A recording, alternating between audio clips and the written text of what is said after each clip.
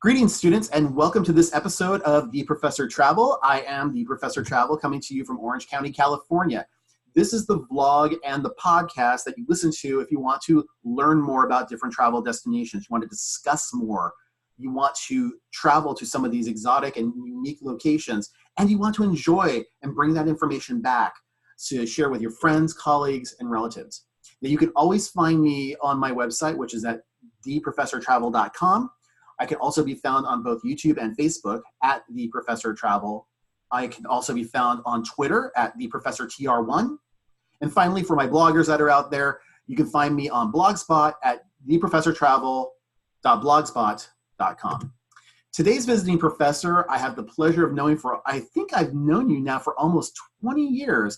I would like to introduce you to our visiting professor, Dahlia Najor. Dahlia, say hi to the students for me. Hi, students, and hello, Professor.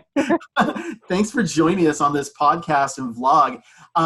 So to give my students a little bit of a flavor and an example of your background, can you tell them a little bit about your educational background and maybe a few different locations that you've traveled to over the years? Sure. So my background, I work in higher education, and I have a bachelor's in business marketing and an MBA. Awesome. And where are some of the places that you've visited, that you've had an opportunity to visit over the last few years? So I've been really lucky with my work. One of the perks is that I get to travel throughout the year. And recently I've gone to Thailand. I've been to Ecuador. I went to the United Arab Emirates, to Abu Dhabi and Dubai. Went to Guatemala. Mm-hmm. I've been a few places in the last 12 months. You are kept very, very busy. Vietnam, of course. Yeah, but the focus of today's conversation is about Thailand, correct? Correct. So tell me, why did you decide to go to Thailand? What was the push for you? Was this a work-based trip? Was it a vacation? What was the notion there? Yeah, so actually I've been to Thailand twice this year. Both trips were actually work-related. So with what I do, I'm the director of admissions for a private university here in San Diego, mm-hmm. and I go to a few international conferences to talk to teachers. So there's a whole network of Americans living abroad, teaching in American schools, which is amazing. So if anyone's thinking about how do I, travel the world, you could be a teacher and travel the world. I go and talk to the teachers about PhD programs. So that is how I've been able to see some of these amazing places. So when I went to Thailand, I went to a conference in Bangkok, and from there I was able to kind of hop around a little bit, which we'll probably chat about. Oh, fantastic. And I had the opportunity to go to Bangkok a few years ago. I think it was in 2016. So we'll do some comparisons as we go through this conversation together, because I'm very curious about some of the places that you had an opportunity to go to, and kind of delineating that time between work time and then vacation time, because I imagine there's probably a good portion of the conference that's sucking up your time, but you still want to be able, you're already halfway around the world. You probably want to make that time to be able to visit some of these really amazing locations. So yeah, so when I'm on these trips, 100% they're for work. So I want to make sure I'm prioritizing what I need to get done professionally. But then I maximize my time by, taking advantage of the evening. So if I'm going to go out for dinner, I always make friends, at the conferences and gather like a little crew to go out and check something out in the city. So that for me is a bit of the vacation piece, but also, I can tag on a couple extra days in the beginning or the end if I want to do like my own private, personal vacation before conferences or anything work-related starts. So I'm pretty lucky that my work is flexible that way, knowing that I'm, traveling so far. They don't have an issue with me adding on a few days here and there to do things on my own. Very nice. Now, how long did you start to prepare for this trip in advance, and how long did you know about this trip in advance? Obviously, it's a conference, so I imagine they have to release that information to you pretty well in advance. Yeah, so this is a series of conferences I do every year, so I typically will have the dates at least 6 to 8 months in advance. Mhm. And then the window to, let's say, like register and start planning for travel for these conferences is probably about, I would say, 3 months prior to the conference. So it's not you're not planning a year out, but you get a few months to get your flights, book your hotel and everything. If it's me and I'm, just my own travel, my own like personal vacation, I'm just so not a planner. I like to kind of wing it and figure things out, as I go. It always works for me, and I'm just not a huge planner that way. But of course, for work, I have to do a bit more planning and then be spontaneous when I get to the location. That makes perfect sense, especially if there's already a big, huge itinerary over there of stuff that you're going to be doing at the conference. By the way, can I ask, Right. What was the conference that you went to in Bangkok early this year? So this particular conference, it's called the Near East Association of Schools. So like I mentioned, there's a whole kind of world out there of American schools in all of these different countries. And this particular conference was for the Near East region of schools, and the teachers basically get together in a location to do professional development. So they're going to workshops, they're doing professional development about working in an international school or being a teacher in an international school. So I'm there to talk about the doctoral programs that I have that are specifically for international educators. Fantastic. And at the end of this, would you mind if I shared your email with people so that way they can maybe inquire about that, if that's at all an opportunity for you? Or them? Yeah, of course. Yeah. Yeah. Perfect. Awesome. Thank you.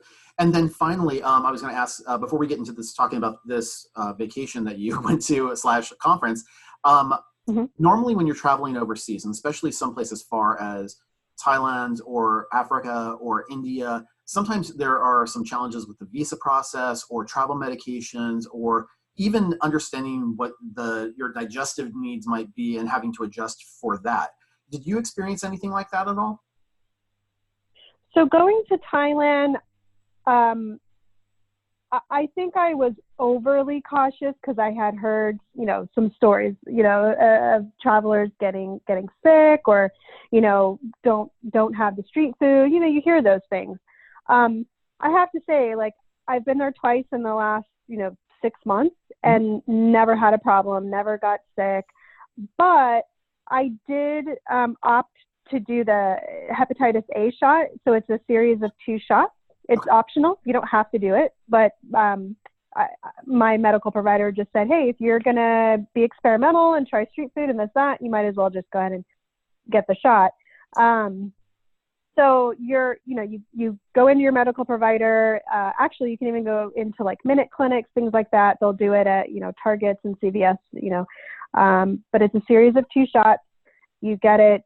I think you have to have it 6 weeks before your trip. And then you have to do the second and final shot. I believe it's 6 months after the first one. You can't do it before. So you really have to make sure you stick to the dates of when you did the first shot and to get the second shot. But then once you do that, you're good. You don't ever have to do it again. So I did opt to do it, and I'm someone that does not like to get shots, and it was painless. Me too. It totally painless. Other than maybe 30 minutes of a little bit of soreness in your arm. That was it. Like, didn't get sick, didn't feel any pain, didn't pass out. So I would say if you want to having food in other countries is one of the best parts about traveling and experiencing culture. So I would say if you want to have that experience, go ahead and just do it. Yeah. Yeah, I'm down with you. And that's one of my favorite things is talking about the food in different cultures and really getting an opportunity to experience that as you go through that process. Let's move on to talking a little bit about the vacation and the pre-packing process. Now, obviously you're going to a conference, so you have to dress, semi-professionally at the very least when you're going there. But knowing what the weather is going to be like there, that can be really crazy because the humidity in Thailand can be just oppressive. How did you end up packing for this? Yeah, it's a really good question. So So Thailand is very hot, very humid. I was just there 2 weeks ago, in November, and it was 100 degrees, humid. It doesn't let up. When for that climate, if I'm packing, because you don't want to overpack, I pack dresses and skirts that I know I can wear to work, that are business appropriate, work appropriate, but also that I could walk around if I just want to go shopping or I want to go to dinner, that are going to be fine to wear, kind of day to night. I don't take jeans because it's the worst thing to wear in that kind of weather. Yeah. I try to, you'll last about 30 minutes in jeans in that type of climate, and then you just want to go back to your hotel and take a shower and change. And when you get out of the shower, it's just like you have to take another shower because it's so gross sometimes when you get out.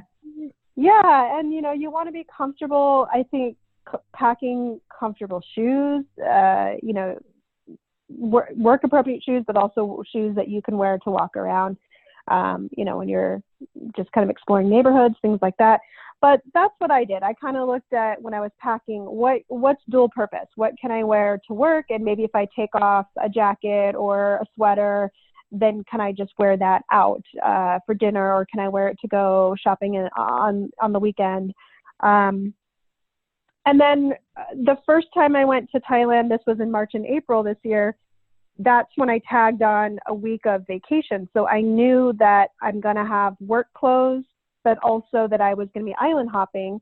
And so that's where I had, my bathing suit and shorts and things like that I was going to just be lounging on the beach. So again, I think it's just, you don't want to overpack because you also want to bring things back, right? So looking at what can be multi-purpose, I think, is really key when you're packing. That makes perfect sense. In terms of some things I wanted to talk with you about, sunscreen, mosquito repellent, and then I know when I was in Thailand, I was really made very aware of the fact that some places that you go to, you kind of have to bring your own toilet paper. So tell me a little bit about your experiences with stuff like that. Yeah, that's a good point. I only ran into that one time. Everywhere else I went in Thailand, the restrooms were, let's say, like fully functional. No issues with having toilet paper, being able to wash your hands, things like that. The one time where it was a situation, I was on a tour, like a food tour. It was actually an amazing, like, nighttime food tour of Bangkok.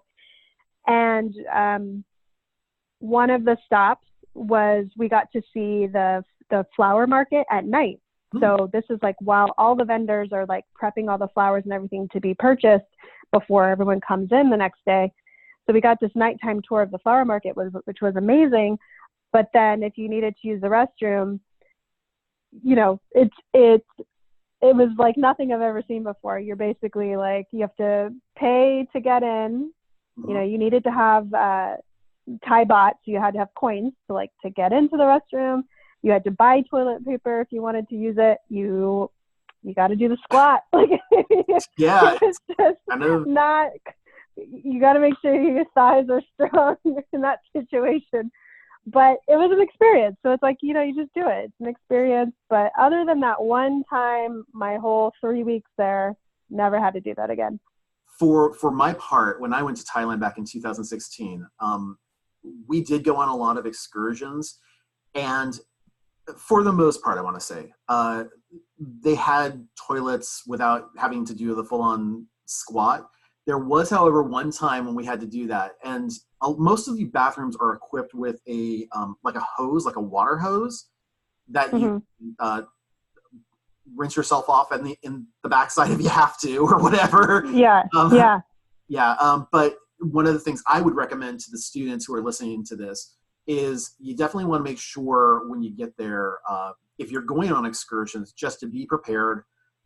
Maybe get some toiletries, including toilet paper, toilet wipes if you need them, stuff for your hands if you need it, what do you call it? That stuff that oh gosh, like a Purell or like yeah, some exactly. kind of Just for like germs. bacterial wipe, something like that. Exactly.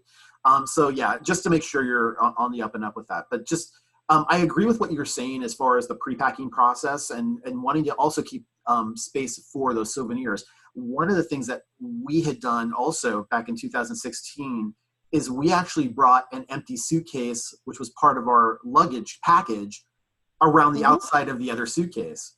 So yeah. So because we knew that the price over there to buy things was going to be phenomenal. So we could purchase a huge amount of souvenirs to bring back for pennies on the dollar. Like as an example, one of the big things they do over there a lot is bargaining, where you're bartering back and forth with each other on things. I came away with I want to say 10 pashminas for $1 in one stop I went to. And I was like, that is just, that is something you couldn't possibly think of. But you also have to remember on the flip side, silk is one of those things that they produce in a lot of the peasant farms, and then they bring that into the city, and so it's a local product from there. So you can actually purchase silk items for very inexpensive prices over there. Mm-hmm. Yeah, I actually do something similar. So like I've seen travelers do the suitcase inside a suitcase. I will pack I'll just put a tote bag at the bottom of my suitcase so it's flat, and I use that. So if I need more room when I'm coming back, or I want to use that as a carry-on. I'm just someone that doesn't like to bring a carry-on. I like hands-free when I'm going through terminals and in and out of planes and having to change flights. I just like to be hands-free. So I will put a tote at the bottom of my suitcase, and that way if I need it on the way back, I can load that up and just use that as a carry-on. So that's something else that you can do. But I agree, Thailand, I don't know if you're going to find anywhere else where your money goes as far. It's amazing.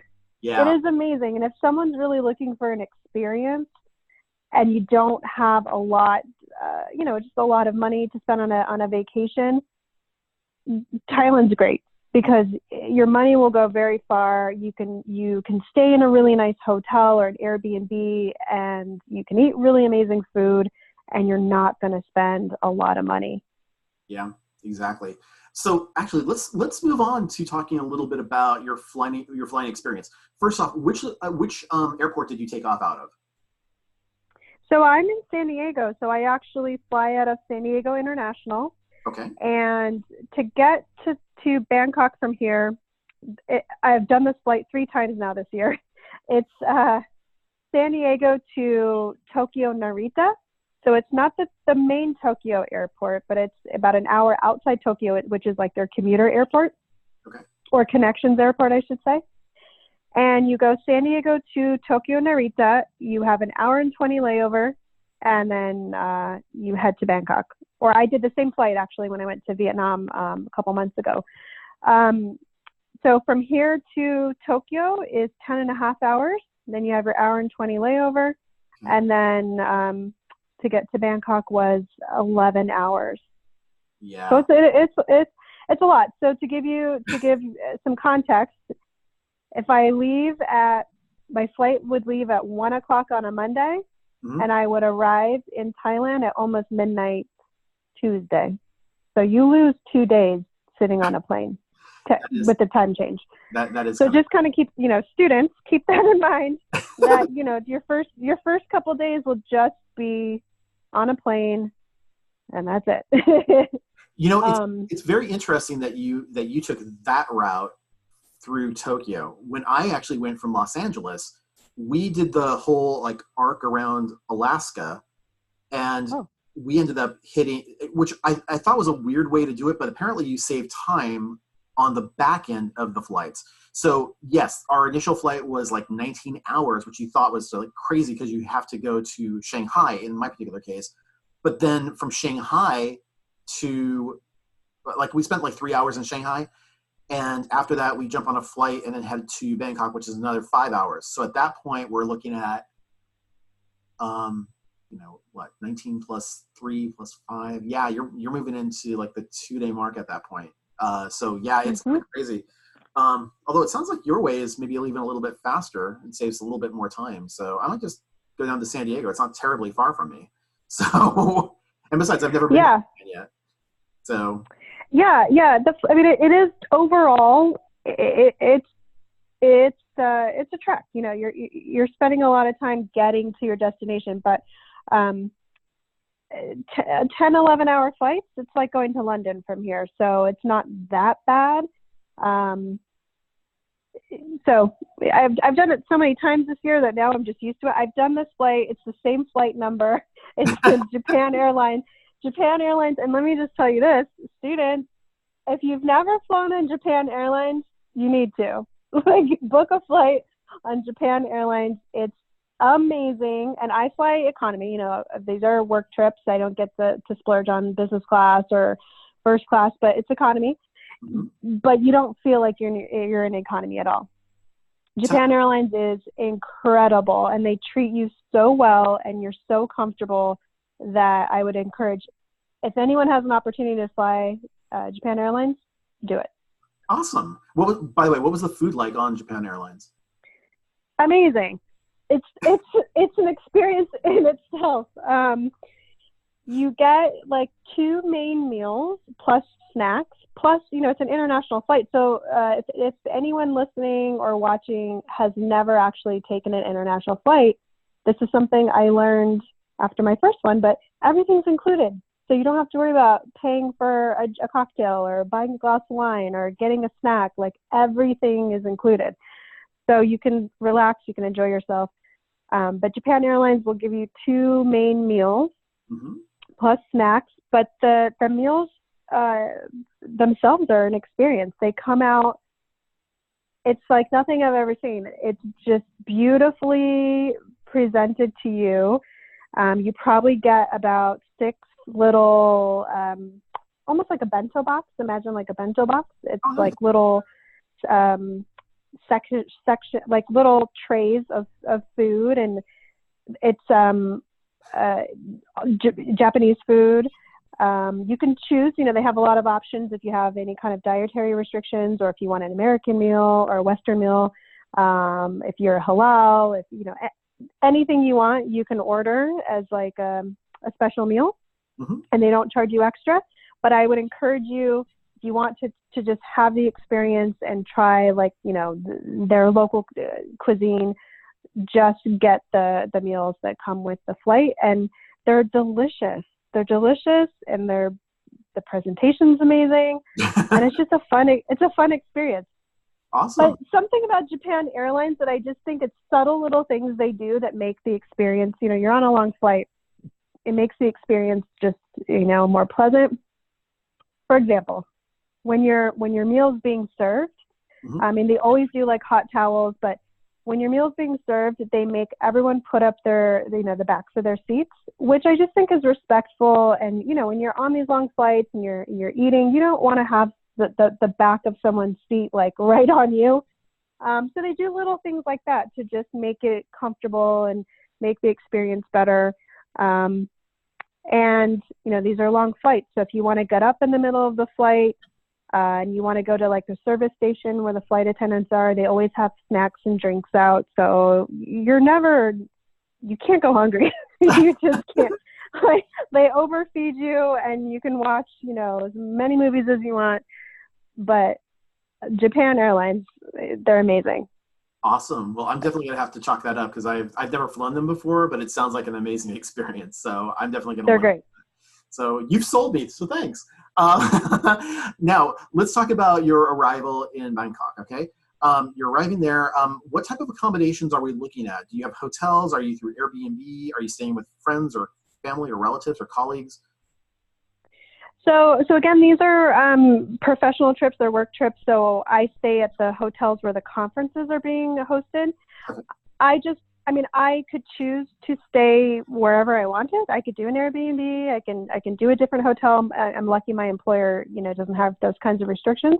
Yeah. But because it's a conference, I choose to stay in the conference hotel, which is usually very nice. But it's just more convenient for me someone that is, if you have to run up to your room during a break, or you want to take a quick nap, or you want to change, anything like that, it's just more convenient to stay where the conference is being held. So when I was in Bangkok, I actually stayed at the same hotel twice. I was there in March, and I was there a couple weeks ago. I stayed at the Royal Orchid Sheraton Towers, which is right on the river. Oh, and it's yes. Beautiful. It's right on the river, and it's right across from the new mall, which is the Icon Siam. And I'm not big on malls when I travel. I like to keep it local. I like to go to little markets and boutiques and things like that. But that mall is incredible. So if you just want to see, if you just want, again, like an experience, I went to the movies there actually one night, and the mall, it's like 10 stories, and it's beautiful, and just the design of it's amazing. And, if you just want to see that, I think it's, fun to kind of kill a couple hours in there. But yeah, I did the Sheraton, the Royal Orchid Sheraton Hotel and Towers in Bangkok.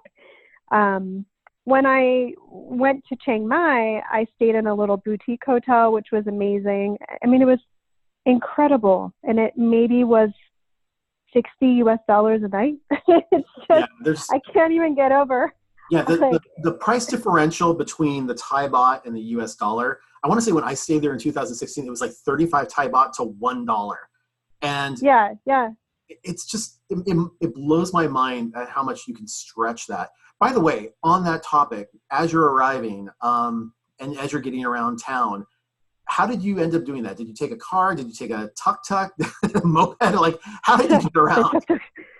So the tuk-tuks, they're everywhere. I did not. So I will give your students a tip, and it's amazing. So in Thailand and even Vietnam, they use something called Grab, Grab, like boy. Now, Grab is like their version of Uber or Lyft, but because of the like we were just saying, because of the dollar to baht conversion, let's say getting from the airport to my hotel, which was maybe a 40 minute drive, maybe like 30 minutes, my Grab ride was maybe $12 US dollars. I mean, for me, just to go from my house in San Diego to the airport, which is 20 minutes, that's going to cost me almost like $30. Just depending on the time of day, it can even be more. It could be $40 or $50. Getting around, like you use the app. I just download the Grab app. You put in a credit card, or if you don't want to use a credit card, you can just give them cash or bahts, in the car. But just getting around town, like if I wanted to just go to dinner, or if I want to go to the market or anything like that, it maybe would come out to like $1 or $2 US dollars. Yeah, it's so incredibly cheap and safe and quick. If you order a Grab car, it's there in 30 seconds. It's so fast. It is so fast. I know that when I was there a couple of years ago, I didn't want to have the risk of getting lost, not even in the slightest.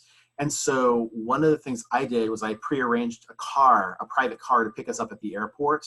So that I was one of those people, when you got to the airport, they would have your little name on a placard and say, "Oh, Mr. Saltman, come and join." So I was like, okay, how much is this? This is going to probably put me back quite a lot. But it wasn't. It was like $30 US in order to do that. Oh, yeah. And they brought me literally from the airport. They escorted me to my hotel.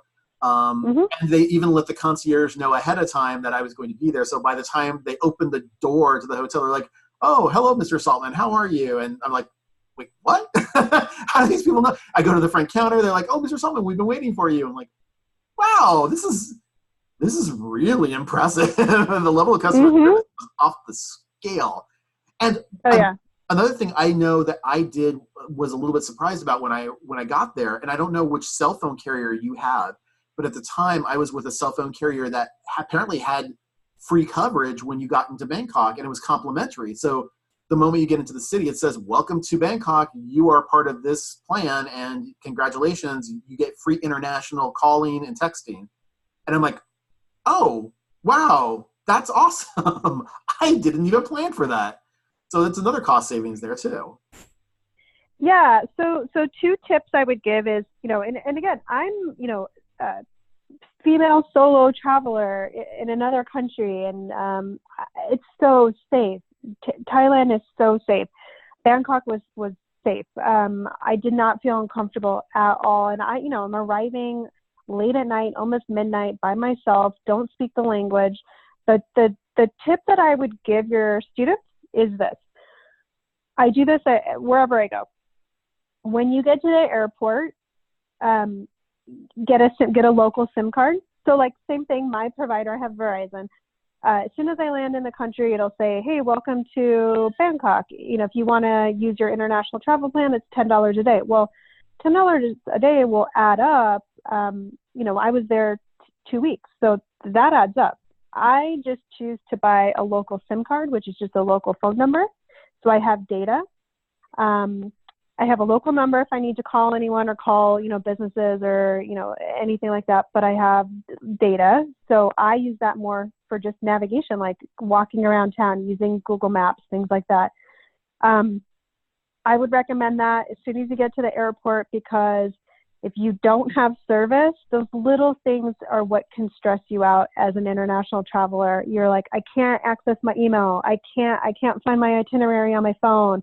I lost my boarding pass, things like that you can't access without data. Mm-hmm. And the SIM card, I've never paid more than maybe $20 US for a SIM card that will last, a couple weeks. You can buy different plans. I always buy the smallest plan because I just want to use it for, like I said, like just navigation. Yeah. But that way, if you want to get a car, like if you want to order a Grab car, you're able to do that because you have local data and you have a local phone number. Mm-hmm. So I would give that tip. Just anywhere you're going, get a SIM card, but especially like in Bangkok, it's so easy. And then when you get to the Bangkok airport, this I thought was just amazing. I wish more airports did this. When you get outside the terminal, it'll ask you, do you want a taxi? Do you want a local taxi or a long distance taxi? And you basically just go to a touch screen machine, just say you want a taxi, and it tells you a number, and then you just go to that stall. So like, let's say it's 1 through 30, mm-hmm. and it'll say, okay, your taxi is number 21.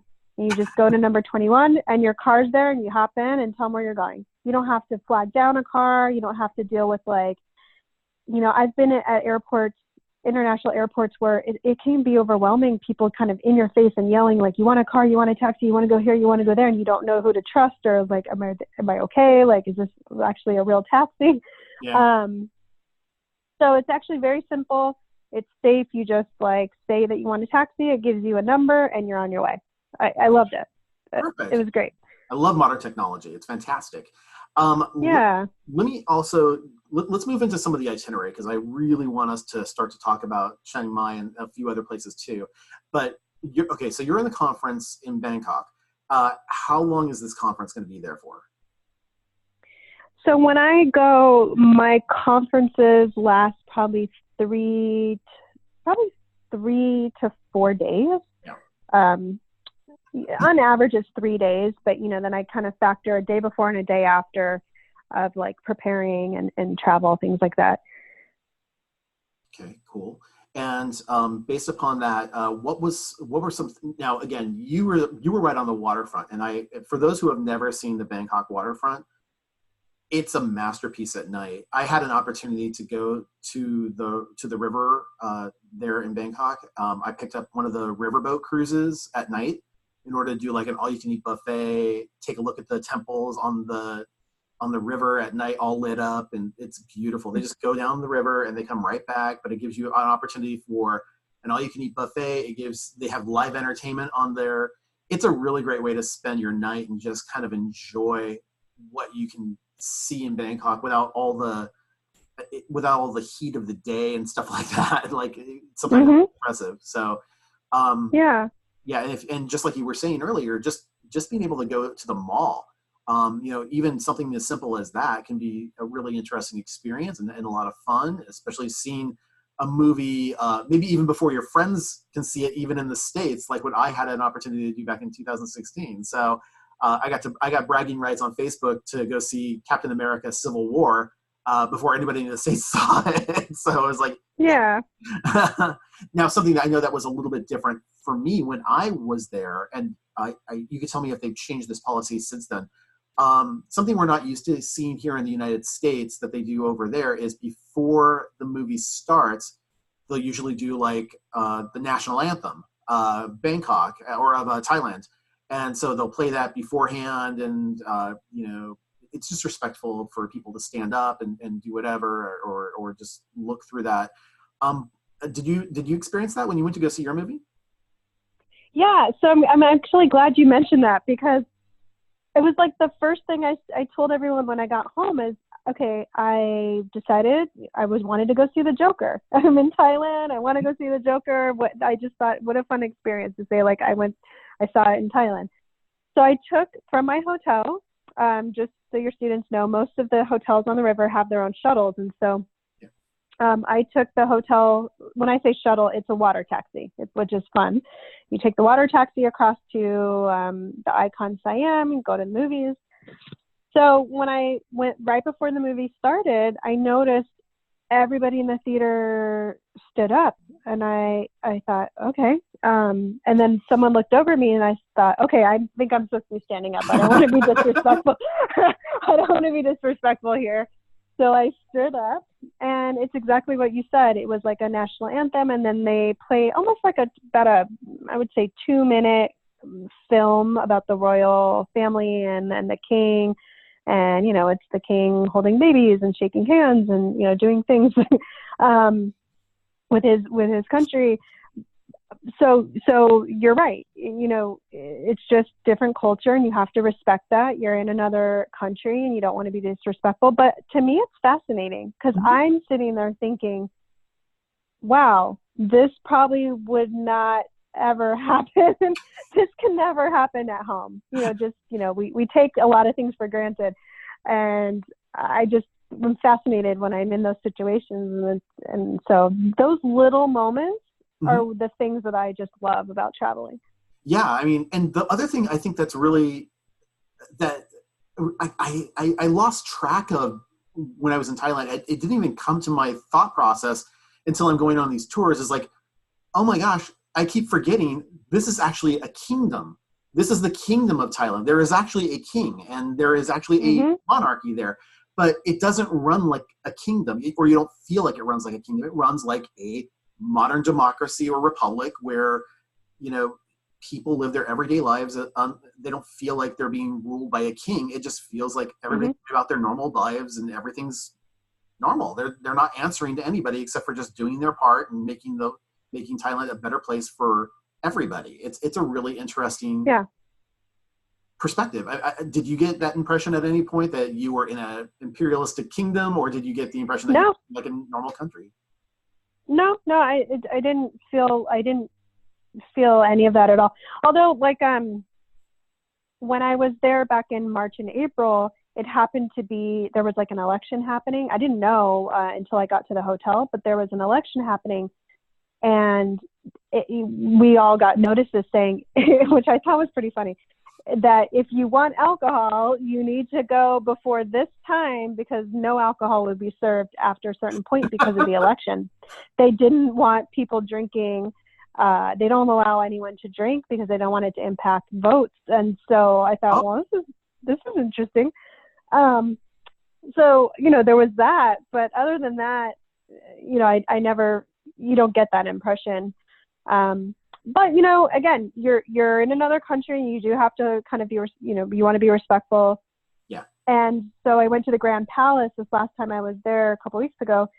I decided to take some folks from this conference to the Grand Palace, and I just completely forgot, because we were going to go to one of the large markets after. So I wore jeans. I completely forgot about dress code. Oh, wow. And they wouldn't let me in. And it was because I was wearing jeans. So you're not allowed to wear jeans. You're not allowed to wear shorts. So when you're in the temples, you're in the kind of any of the royal family palaces, buildings, anything like that, just kind of remember dress code. It just slipped my mind that day because we were doing other things. But but they know that tourists do that. And so I walked right outside the palace, and there's a guy selling wraps. And so for I think $1.50 US, I bought just a wrap to wrap around my jeans, and I was able to go in. Yep, exactly. And it's just one of those things where you don't really think about those things. I know that we ended up going to the Summer Palace. And when we got there, they were saying, okay, well, before you enter into the temple portion of the Summer Palace, you have to take off your shoes. And that was another thing there. It's about being respectful. It's about keeping your knees and your shoulders covered. Again, like no jeans. We were actually wearing a lot of, we made the decision before we went in order to purchase a lot of gauze clothes and linen. So that way, as it was getting hotter and we sweat, it would just absorb into the linen. And I never really realized, it's like, oh, this is actually very efficient. But you were right. Like when you said, don't bring jeans, I can't even imagine that level of heat with those jeans. It would just be impossible. That was the day it was torture. I don't know what I was thinking that day. I'll never do it again. But by the time I got back to the hotel after, going to the palace, going to the huge weekend market, I was done. It was like, I will never, ever, ever wear jeans in this kind of like heat and humidity ever again in my life. That was the worst decision. Gross. It's so gross. Okay. So you're finishing the conference there. You have I'm assuming a very successful conference you were speaking at, correct? Well, I was speaking to basically like prospective students about PhD programs. Okay. So it was interactive then. And then you made your way out to Chiang Mai, correct? Yeah. So after the conference, and this was in the spring, after the conference in Bangkok, I had 4 days between conferences because I had to come back to Bangkok for a second conference. So I said, you know what? I just want to maximize my time and kind of get out of the city. And if anyone's not familiar with Bangkok, it is overwhelming. Like kind of you're overstimulated with cars and motorcycles and noise. And if people think New York is busy, Bangkok is times 100. Yeah, I would say I've lived, I've lived in New Jersey and New York area. I've also lived in DC and like just outside Baltimore and DC area. I've lived in Phoenix. I've lived just outside Los Angeles here. And the worst traffic I have ever seen in the entire world is in Bangkok. Yeah, it's amazing. I mean, the number of motorcycles just at any given time at a stoplight, you're just like, wow, this is incredible. But I just needed to get out of that. I was like, I need to get out of this kind of congestion and city and noise, and decided to take a flight from Bangkok to Chiang Mai, which, it's great. You can fly around to all these different amazing parts of Thailand, and it's, an hour flight, 2-hour flight. And so it's very, very easy to get around, and the flights are relatively inexpensive. So, if you buy them in advance, you could probably get a flight for under $100. And if you're buying the day of, because they leave every hour, it's like a taxi, you might spend $150. So no matter what, you can get a flight, but the price may change a little bit. But I decided to spend like 3 or 4 days that I had in between the conference in Chiang Mai. And my number one reason for going to Chiang Mai was on my bucket list of things to do and see was to visit this one particular elephant sanctuary. And it happens to be in Chiang Mai. It's like a true elephant sanctuary. You're not allowed to ride the elephants. All of the elephants there come from, they were either used in logging or they were used as street performers or, things like that. And so all the elephants there are basically like retired.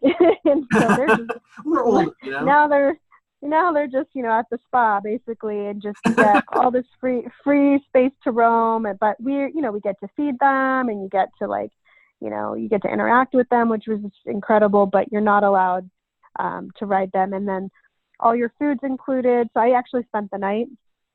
And at the actual sanctuary itself? Yeah. I spent the night, and you just, you hear the elephants at night, and you get to go and take them out of the pens and feed them and walk and do all these things. And then they feed you pretty well there at the sanctuary, and it's all vegan, and it's like delicious vegan food. It's just an amazing experience if that's your thing. But that was my main reason for going there for a few days, was to specifically go to that elephant sanctuary. Would you do it again? I would 100% do it again.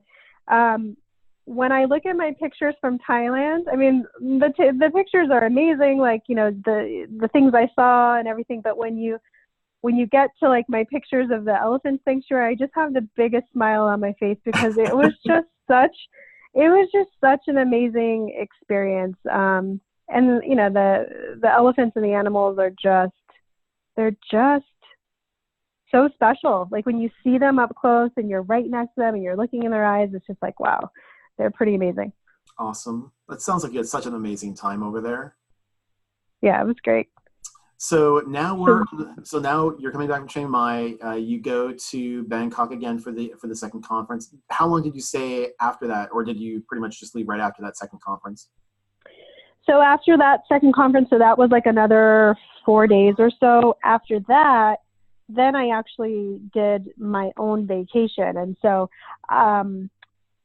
one of my brothers, he actually met me. So after the first weekend in Bangkok, he decided to fly out and he met me. We went to Chiang Mai together. And then after the second conference in Bangkok, then we went and did some island hopping. Okay. So we went to Krabi. You have so many choices. Like if someone really wants like to just do the beaches of Thailand, you have a lot of choices. So I think that's all going to come down to just personal preference of what you're looking for. Like, do you want a private beach? Do you want a party beach? Do you want, you know, snorkeling? Do you want to scuba dive? Like, there's just so many different things you can do. So it really is going to come down to what experience are you looking for. I chose to go to Krabi. Okay. And then from there, we did a day trip to a few other islands like Koh Phi Phi. It's just stunning. So if your students are listening, they're like, I want the Instagram Thailand, then that's what you do. You island hop and you go to these islands and you just see like the most beautiful beaches you've ever seen in the world. If you want a bit more of like the culture and experience, and then you're going to be in the city. So like Chiang Mai, Bangkok, you want to go to the night markets, things like that, the bazaars. But if you just want to lounge and just be in paradise, then you know, hop around to the islands. Yeah, and the one area I keep hearing outside of Bangkok that I didn't have an opportunity to go on my last vacation that I know that I hear a lot of people talk about is Phuket. And so that's one that I'm thinking about, like visiting, maybe if I do go back over into that area. I just have so many places I want to go to. It's like, how do I juggle all of these places? There's so many fantastic places. So absolutely. Okay, so now we have to say goodbye to Thailand. Talk to me about the return trip home. And first off, are you a member of Global Entry, or do you like have any expedited way to get back into the States? I have pre-TSA. Okay. So I have pre-TSA. I don't have Global Entry, but I will say, I mean, I've been on a lot of trips in the last couple of years, and getting through customs has never taken me more than like 20 or 30 minutes. But some airports, like I think LA is one of them. Oh, yeah. Some airports, if you don't have Global Entry, it's okay. You can actually download an app. It's called Mobile Passport. And it's basically just like having Global Entry. You just have to do it a little bit in advance, like before you get to the airport, and you bypass the lines. But you can't do it everywhere. But like I said, I've never had like an exhausting process coming back, into the States or going through customs. It's never taken longer than, like I said, like 20, 30 minutes, maybe at the most. Nice. Okay. So we're going to do some post-vacation takeaways. Let's talk about the pros of Thailand. What would you want a student to be aware of on their first trip to Thailand? What are some fun things to think about? And then maybe what are some things that they should be aware of that we want to keep in the back of their minds? Fun things. 100% try the food. Yeah. And you know, try different things. Like, so something that blew my mind about Thailand, I would have never expected is, you know, everyone, you know, you hear have like the mango sticky rice and have pad thai. To be honest, those are my two least favorite things that I tried in Thailand. Oh. So, you know, be open to other things. Like I love the soups, and I had the most amazing fried chicken up from this little old woman on the street that like would blow your mind. Or, you know, I had someone that would do these like dipped potatoes, and when they came out of this magic vat of oil, they were almost like a donut. It was like, what kind of sorcery is this? Like, try things. Don't be afraid to try things, and don't be afraid to try the street food. Although, I'm going to stop you there for just one quick second. Food warning over in Thailand. Food warning. So there is an item that looks like a jackfruit called durian. Be aware of durian. Some hotels will not even let you in to the hotel if you're carrying durian. Did you experience anything like that at all?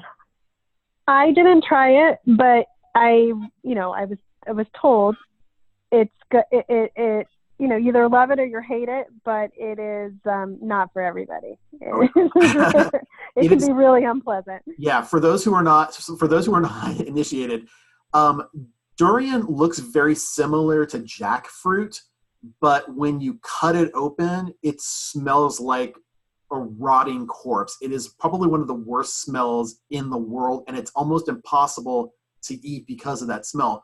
But on the flip side, the people who do eat it say it's one of the best things out there. It's a really good fruit, and it tastes amazing, and it's fantastic.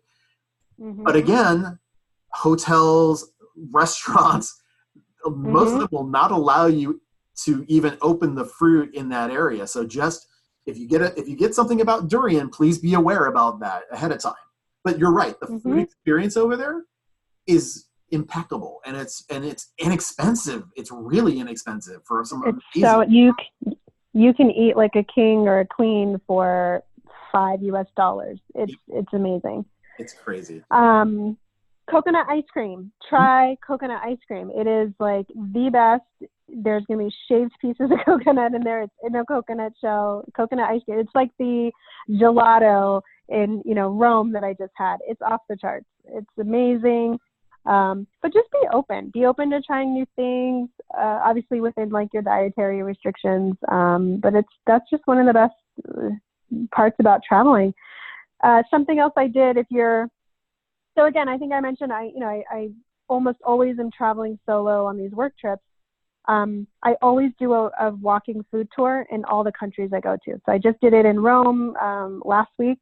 I did it in Bangkok, but in Bangkok I did a midnight food tour. It was a midnight tuk-tuk food tour. So it was like 5 hours, and you're in a tuk-tuk, and they take you around to all of these like amazing places that you would never in a million years even think of going into, and you'll have the best food of your life. I mean, one of them was just like a woman cooking in a back alley, and you're like, this is incredible. And it's Michelin starred. Like, what is this? Are you serious? Wow. Yeah, like it's amazing. So back alley Michelin. I would. Yeah, like it's so funny. But yeah, I would say like if anyone's traveling alone, or even just like two people, go on like these walking tours. It's a great way to get to know a city. Usually your tour guides, you know, they love their city, they love what they do, and they want to share like, you know, their passion for their town. And I think it's one of the best ways to get to know a place. So I would definitely recommend that. Thank you so much for that. And I know you had made mention, and we both talked about it during this podcast and vlog. Just, you know, making sure of carrying necessary toiletries with you if you need them, making sure that you take appropriate medications if needed, making sure that you're dealing with all the traffic issues. So there are some, not what I would say are cons, but just things to be aware of as far as that process goes. By the way, did you bring with you any type of other additional medication? Because we brought like a little mini pharmacy with us. We brought like Advil and charcoal for my stomach and, like No. Tylenol. The only thing I usually will travel with is just Tylenol because I'm allergic to like aspirin, ibuprofen, so I have to be careful. But again, I think I'm kind of laid back when it comes to international travel because I just know if I need something, I can go into the local drugstore or the market and buy it. And 9 times out of 10, it's going to cost me half of what it costs at home. Yeah. And I just like the experience. I don't know why. I just like the experience of going into like a local drugstore and just seeing what they have, or going to a local grocery store and just, buying some fruit or something.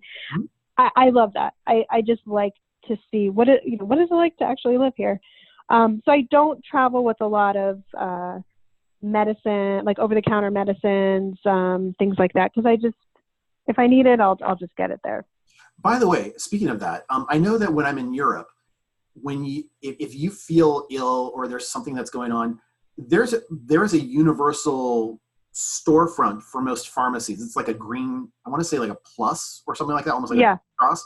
And so any city you go, whether it's France or Rome or Venice or wherever, if you see that, that's where you go.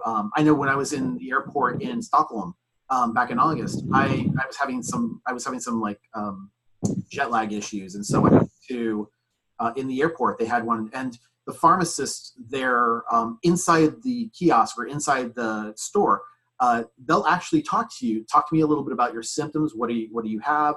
Let me give you some options to consider. They're not doctors, but they're used to the medication that they service, so they know how to address it, even if you can't pronounce what it is that they're giving to you. So there's a certain trust factor there, but at the same time, it's an interesting experience to see how that is so freely shared, and the medications aren't typically that terribly expensive either. When you were over abroad in the Asian market, whether it was Vietnam or whether it was Thailand, did they have a similar type of thing where the pharmacy was displayed openly, or was it something that was?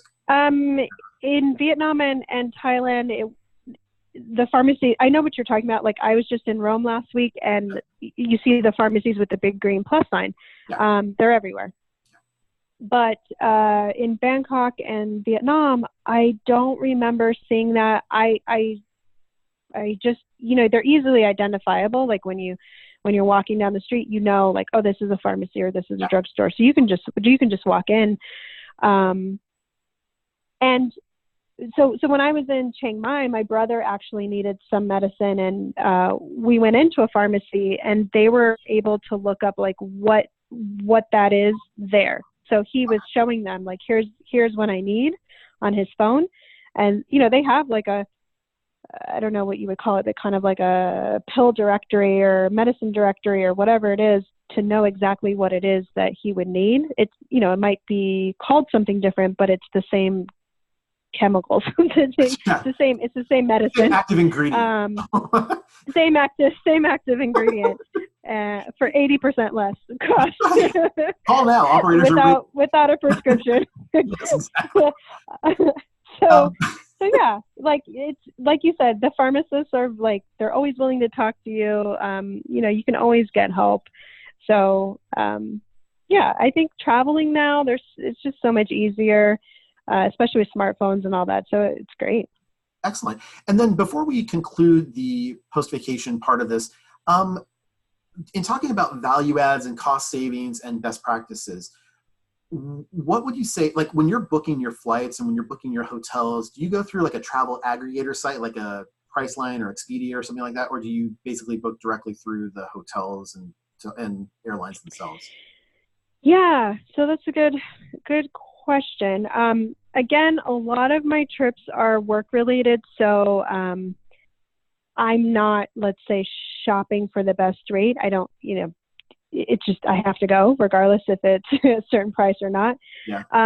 But I do, I can go through our kind of corporate travel agent, or I can book on my own. And when I book on my own, I typically will just go through Priceline, or I go directly to the airline.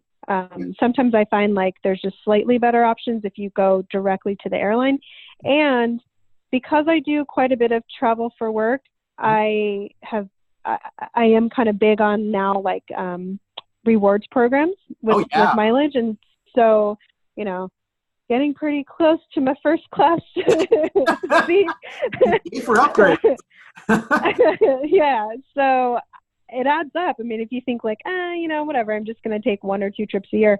Those trips, when they're 6,000 miles, 7,000 miles, like, they add up when you're maybe doing some of those rewards programs.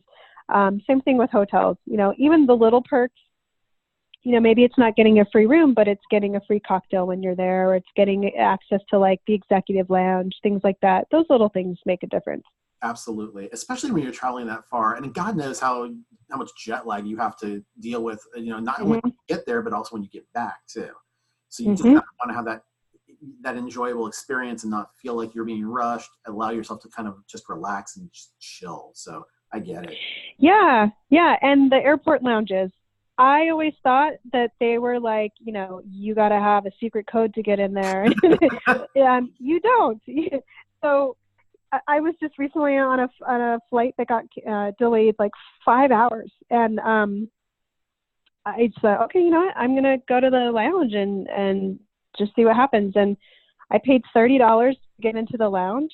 And once you're there, everything is, you know, basically included in that $30. And if you need to take a shower, you want to take a nap, you need Wi-Fi, you want a cocktail, you want snacks, everything's included. So to me, that $30 is worth it. You would spend that buying a hamburger like in a food court.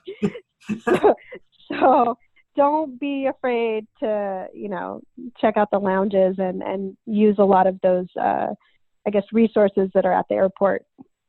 They're not always, you know, super exclusive. At least I thought they were, and they're not. I thought they were too, and so that's a common misconception. But again, you know, many of the airline providers these days are opening those up for a lot of people to have access to, primarily because of, again, like you're saying, sometimes flights are delayed a little bit longer than expected, and then on the flip side, they also want people to experience that luxury in some ways in order to maybe upgrade themselves into business or first class that kind of go with that same ambiance, as it were. So I definitely want to thank you so much for doing this interview. I learned a lot about Thailand, and I hope my students did too. Now, in order to contact you, and for those who are listening through the podcast, I have your email as dnajor@sandiego.edu if there's questions about either the PhD programs that you do, or alternatively, if they wanted more information about Thailand. Is that the best way to reach you? Definitely, that's the best way to reach me. Okay, perfect.